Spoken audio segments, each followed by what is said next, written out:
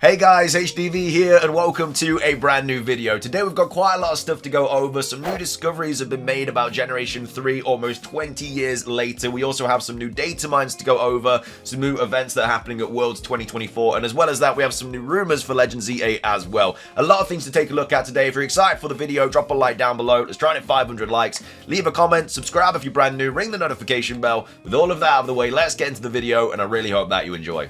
So, starting things off, let's take a look at this new discovery about the Generation 3 games. So this was originally found out by furore.gba, saying that me and while we were looking at some Ruby and Sapphire files, we found that this phrase and this phrase translated as Indigo version and Crimson version. They are apparently earlier names for Sapphire and Ruby version. And then first image snippet is from the script file. Second image snippet is from the script file. It's possible these were always intended for placeholders or were names they generally considered. After all, it took near the end for Ruby and Sapphire to be chosen names. Nonetheless, for a pocket of time, Indigo and Crimson is what Game Freak referred to, that much is certain. The Ruby and Sapphire version names were first revealed at Festa 2002, which started in July. The final game build dates back to 2002 October the 13th, only a few months afterward.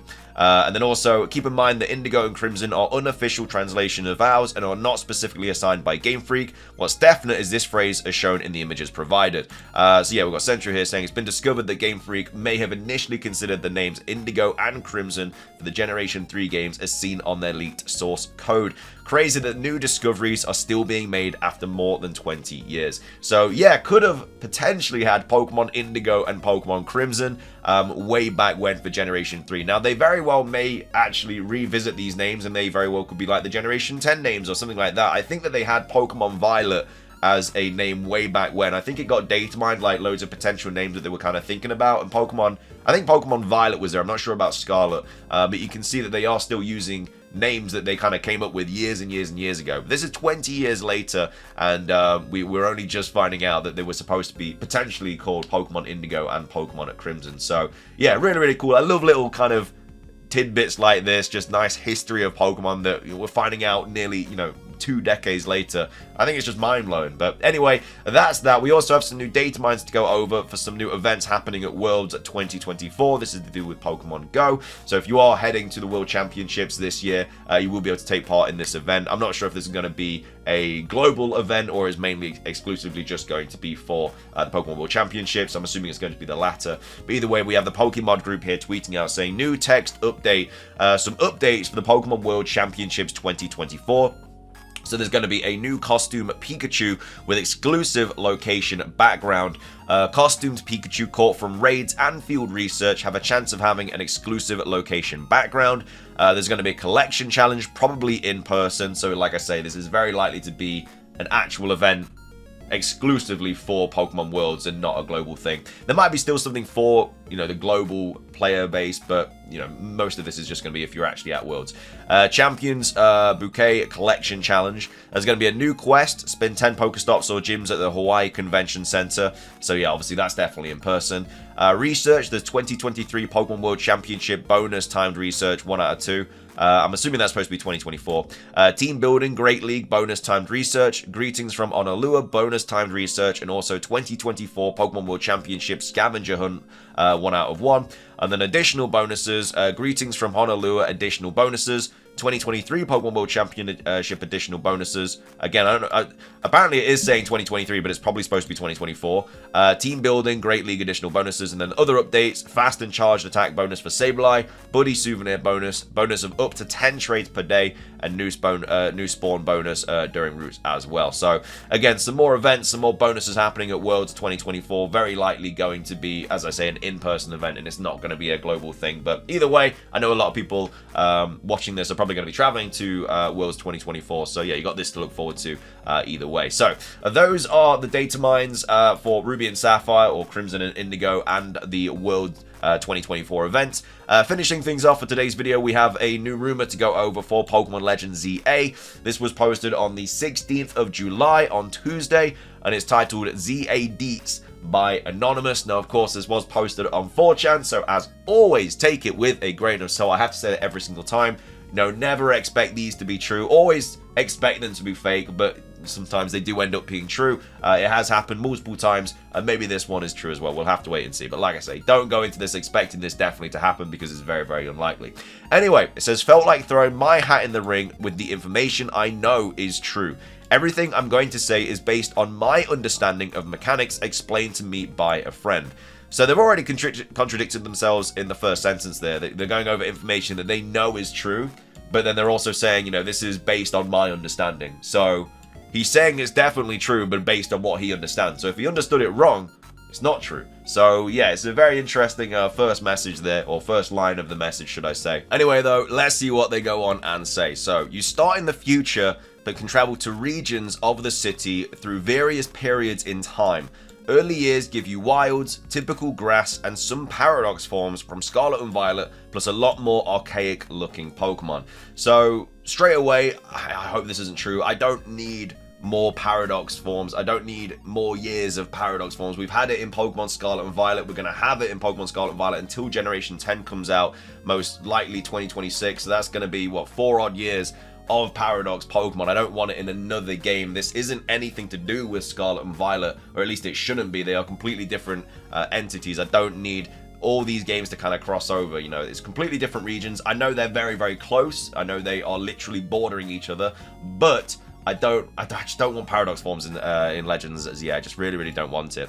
And then also moving on, this bit of this sentence, I agree could very well happen. I think that you might be able to, because we're only like in a city and there's not going to be that many places to go. It's not going to take that long to explore, in my personal opinion. I don't think it's going to be like GTA 5 where the map is huge in the city. I think it's going to be relatively small compared to what we're used to seeing in like Scarlet and Violet and Legends Arceus and stuff like that. So I think that there might be a situation where we can time travel to different points in time. So we can go to like a futuristic Kalos, or like more of a prehistoric Kalos. And depending on the time zone we go, there are going to be different Pokemon there, and it's going to allow them to add more Pokemon into the game to fill the Pokedex more, because I just don't see how we get like a 200 plus sized Pokedex when we're just limited to a small city. Well, it's not really a small city, if you know what I mean. How are you going to get 200 different kinds of Pokemon in a city? It just doesn't really make sense. So I think if we were able to travel, like maybe you can kind of find like 50 Pokemon in this time period, find 50 Pokemon in this time period, and then this time, and then that would allow them to make the Pokedex bigger and bigger, and it would just also allow more kind of locations in the game, even though it is the same location, if that makes sense. So yeah, I really hope that is the case. And yeah, early years, I guess, would give you, yeah, maybe like more of a wildish kind of theme and stuff, and a more like just kind of not modern day-ish, you know, not many things going on that you'd expect to see and stuff like that. Anyway, then goes on to say, every region has multiple versions, past for more wild areas, modern for story and city encounters, future for future paradox forms, a few, and the city is more wild in the future.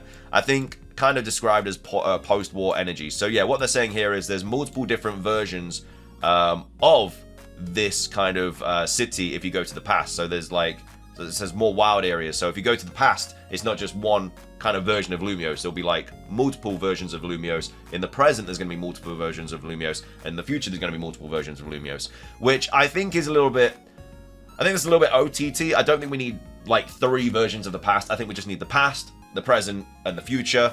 And then we could have like 80 to 100 Pokemon in the past, 80 to 100 in the present, and 80 to 100 in the future. And we have to keep going back in time and forward in time and stuff in order to do certain things to save the city or whatnot. I feel like Hooper will probably have a big part to play in that. I just don't think we need like multiple versions of the past. I don't think that's gonna really work out as well. I like the idea though of going back in time, in the future, in the present day. I really, really like that idea. It'd be cool as well if we went to, like, let's say we kind of initially started in the past and then we go to the future, and that's like modern day Kalos, and we meet the protagonists and stuff, and we see Lysander and everything like that. And then we could also see like the war and everything like that. I think it'd be a really, really cool kind of situation.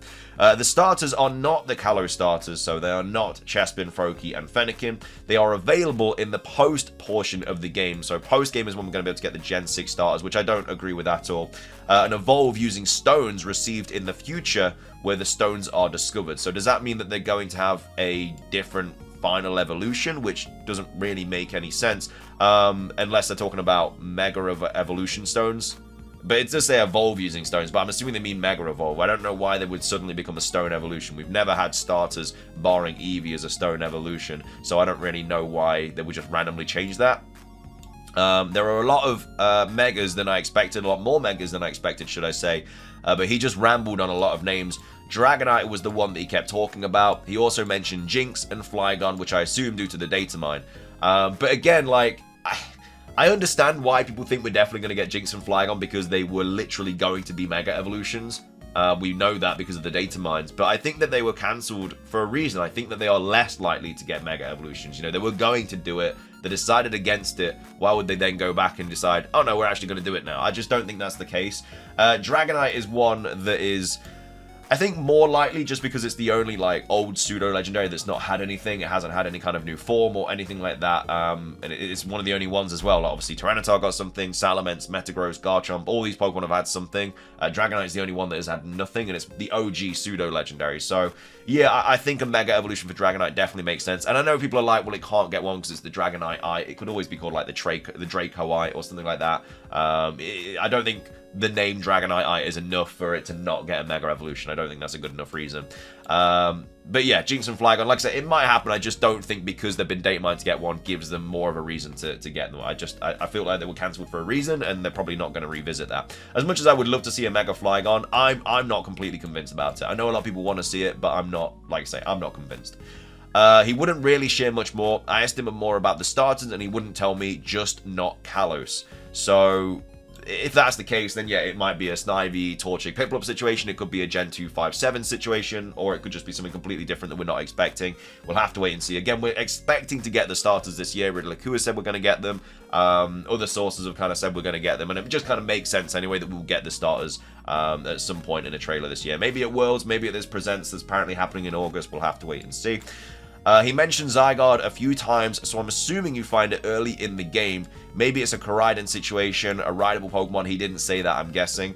I don't think it'll be a rideable Pokemon. I think it'll be a situation where we find, like, you know, the kind of, what is it, like not the 10% form, but the kind of, like, I can't remember what it's called, like the Zygarde cell, and maybe we just have to collect them, and we are able to kind of transform it through these forms. And it is like a Koraidon, Miraidon situation. We can't use them in battle until, like, post-game or something like that.